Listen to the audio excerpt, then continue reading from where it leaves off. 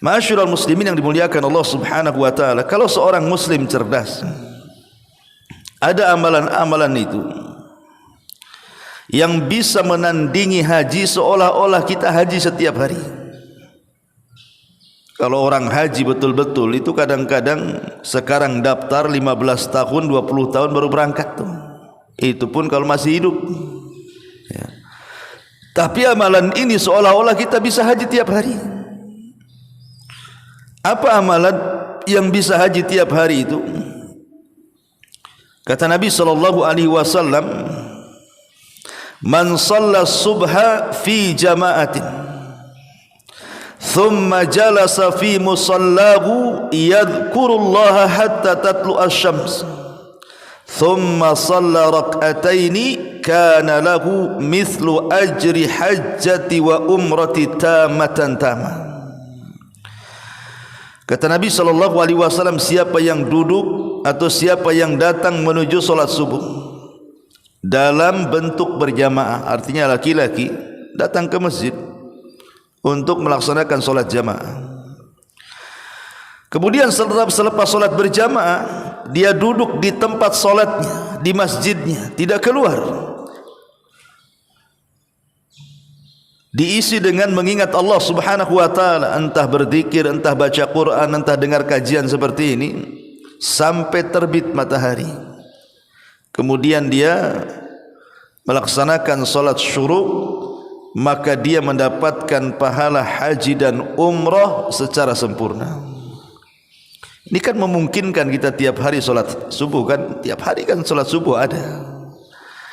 Artinya kalau kita datang memang betul-betul niat dari rumah, bukan hanya sekedar solat subuh saja, tapi juga ingin meraih pahala haji dan umrah secara sempurna, maka kita dapat pahala haji dan umrah secara sempurna asal diniatkan. Karena amal itu kan ditentukan niat masalahnya.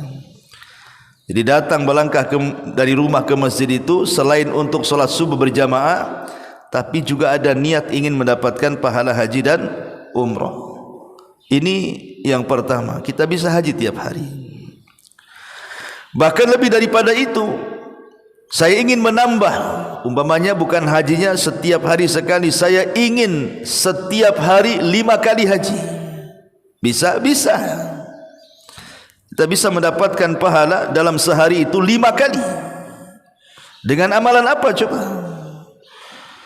Maka Nabi SAW mengatakan, "Man tatahhara fi baitihi thumma kharaja ilal masjid li ada'i salatil maktubati fa ajruhu mithla ajril hajil muhrim wa man kharaja lis salati dhuha kana lahu mithlu ajril mu'tamiri."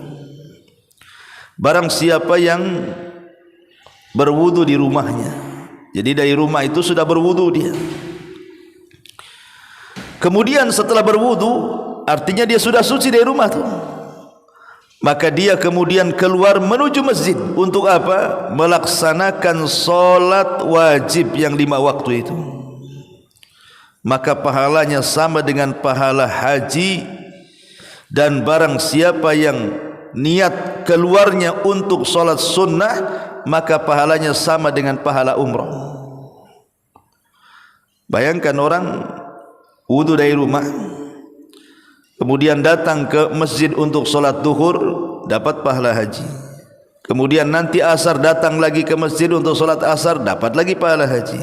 Kemudian untuk solat maghrib dapat lagi pahala haji. Isya, subuh, 5 kali kita dapat pahala haji coba. Dengan cukup wudu di rumah, kemudian berjalan dan dia dalam kondisi suci dari hadas kecil dan hadas besar ke masjid melaksanakan solat 5 waktu. Itu saja kalau diniatkan ingin dapat pahala haji, Allah kasih itu. Dan kalau seandainya niatnya untuk melaksanakan solat sunnah, ya dapat pahala umrah. Dan solat sunnah itu banyak loh ya. Ada solat sunnah istisqa kalau memang minta hujan, ya kan. Ada solat sunnah kusuf, ada solat sunnah duha, ada solat sunnah witir, ada solat sunnah qiyamul lail, rawatib, solat sunnah wudu, tahiyatul masjid, banyak solat sunnah itu. Kita bisa umrah berkali-kali dalam sehari itu. Tapi kalau kita ingin haji dalam sehari 5 kali, ini gini caranya. berwudu dari rumah, kemudian diniatkan untuk mendapatkan pahala haji dengan melaksanakan solat-solat yang 5 waktu itu.